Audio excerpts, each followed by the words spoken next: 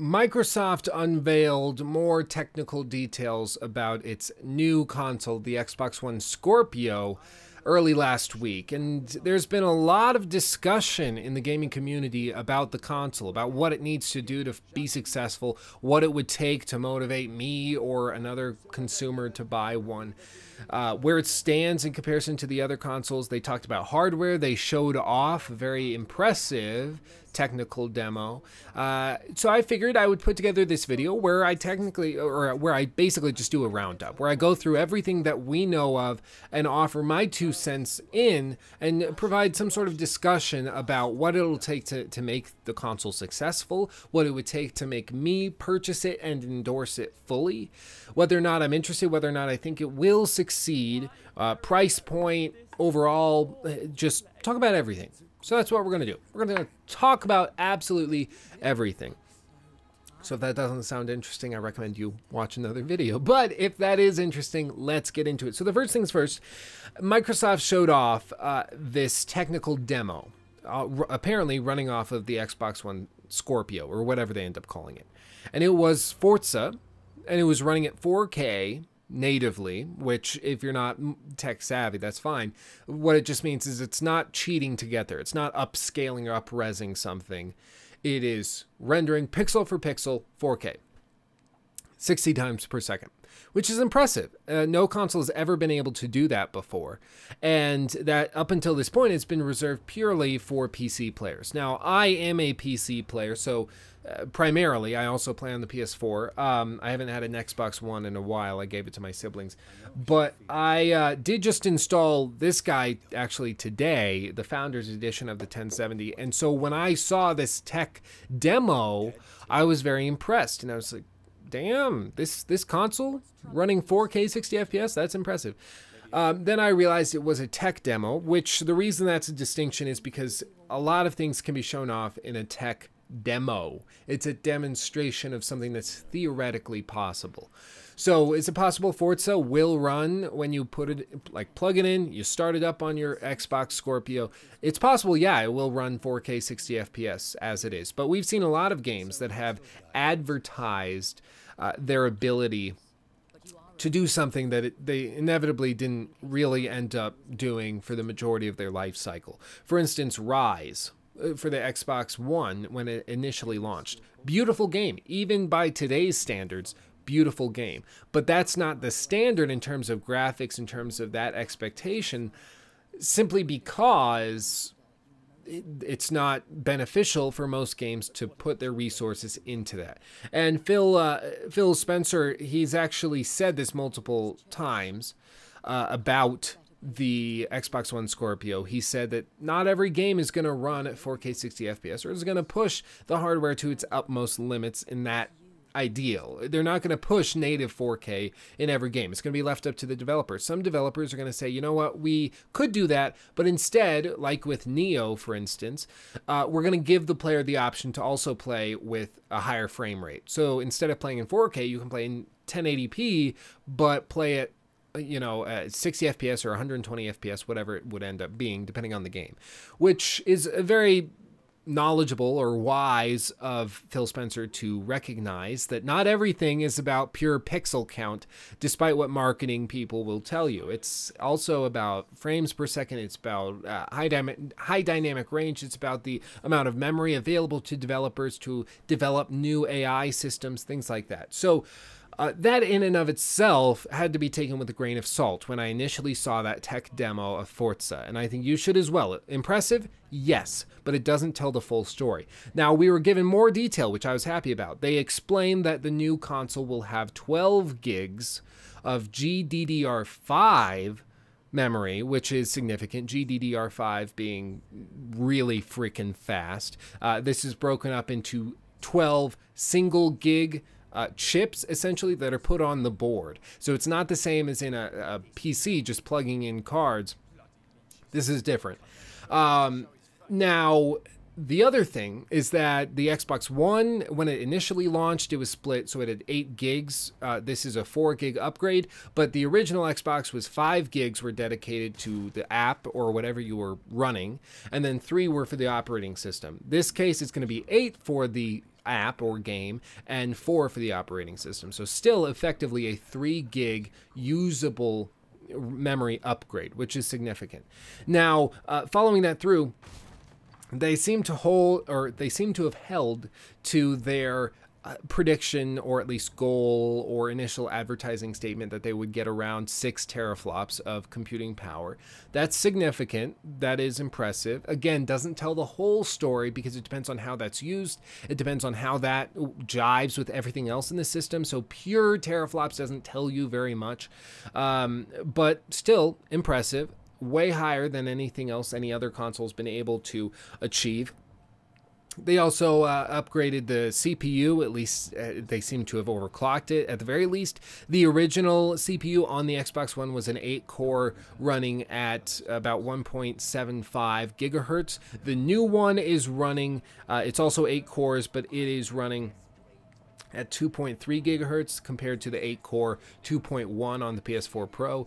It's probably the frequency increase as a result of improving the memory as a whole. It's a tendency when you turn up the memory knob, the CPU knob also gets turned, and vice versa. So it's that's no real surprise. Games in general don't tend to take a lot up from the CPU. They just don't, especially cores.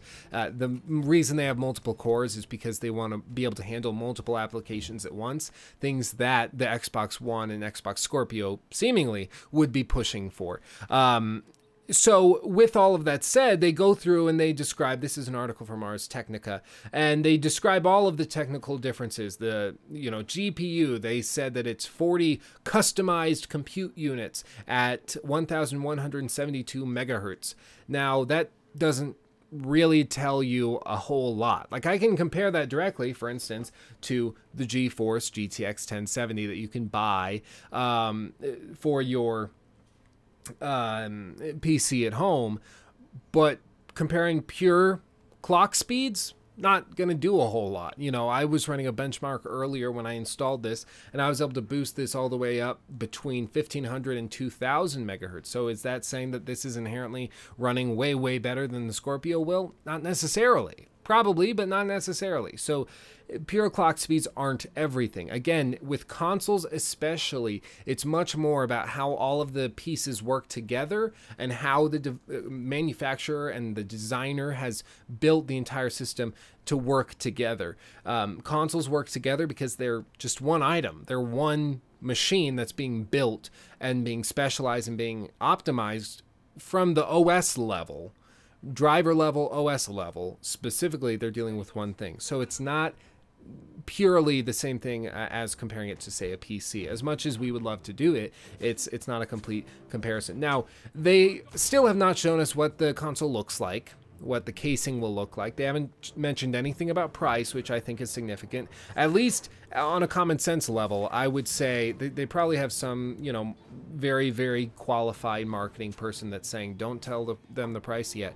But to me, at least, it would seem that if the price were a good thing, if it was going to be at like $399 and blow everyone away, you would think that they would have announced it by now. So it's a little worrisome that they haven't said anything about the price.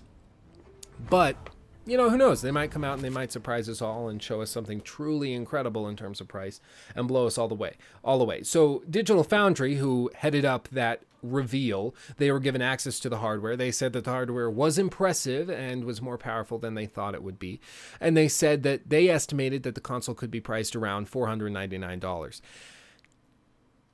I don't see that happening.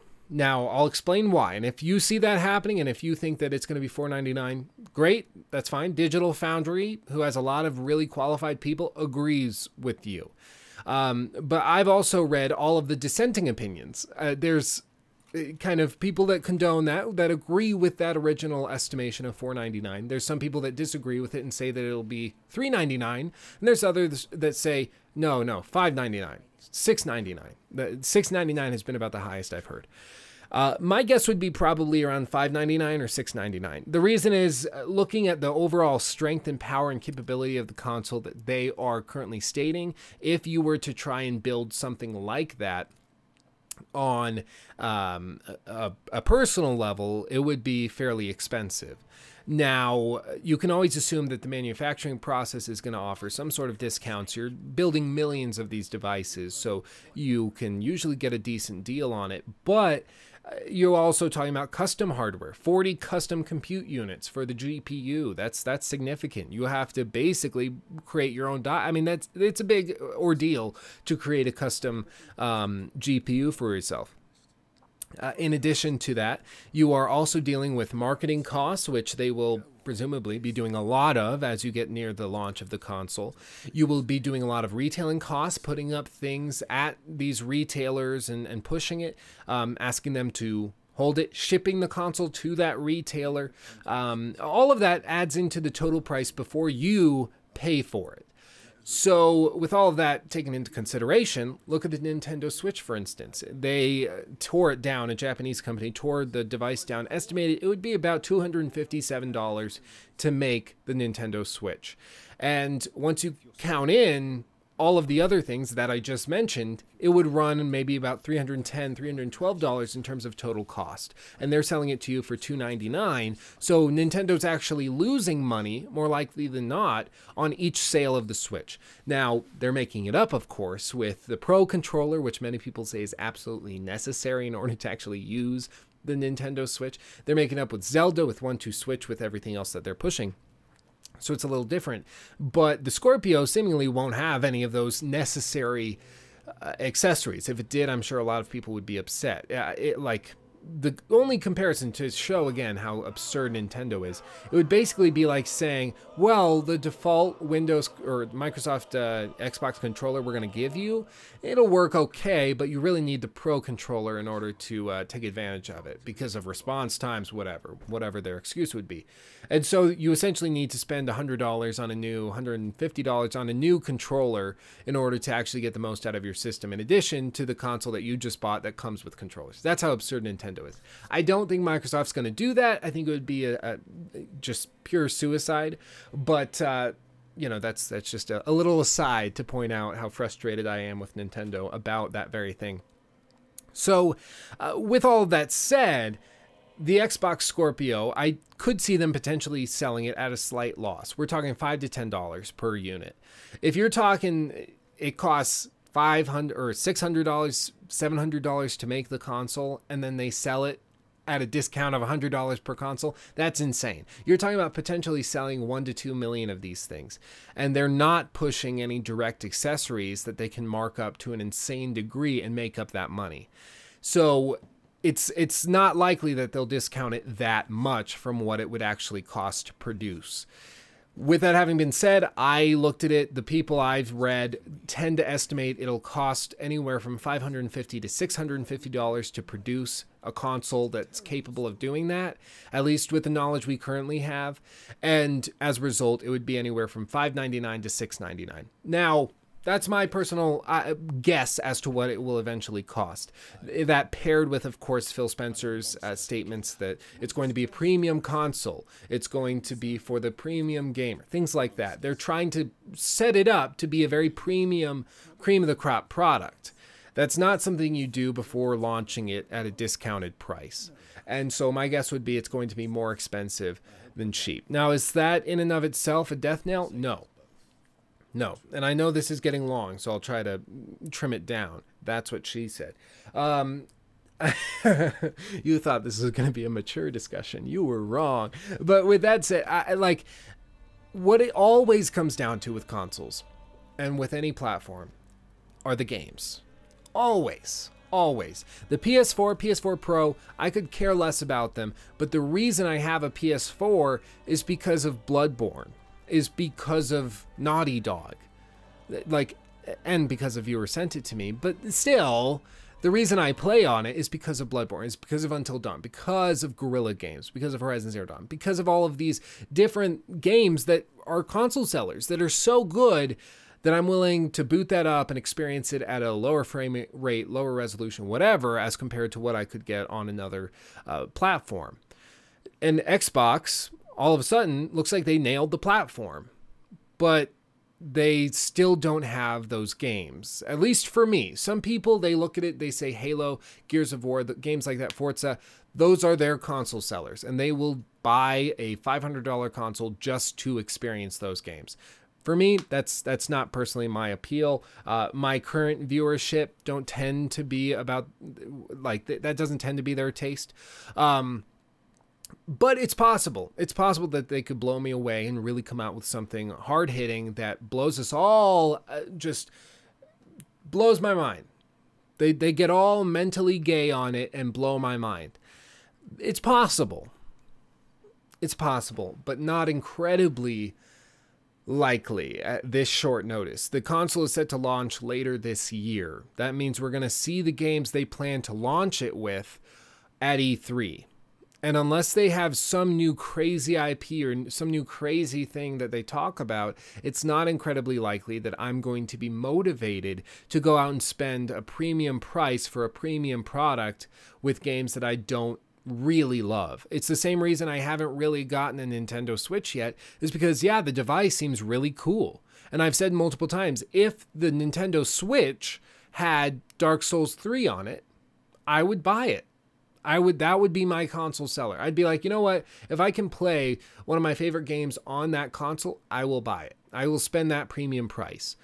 But currently, there's nothing that the Scorpio provides in terms of games that I couldn't get elsewhere or that I would care enough to spend a premium price. And that's what it's going to come down to. So I'm personally hoping, beyond hope, that they come out E3 and blow me away, provide games that are so incredible that it reinvigorates the gaming community, and we say we have to all own Scorpios. I really want the Scorpio to be successful. It drives up competition, for instance, with Sony, with Nintendo.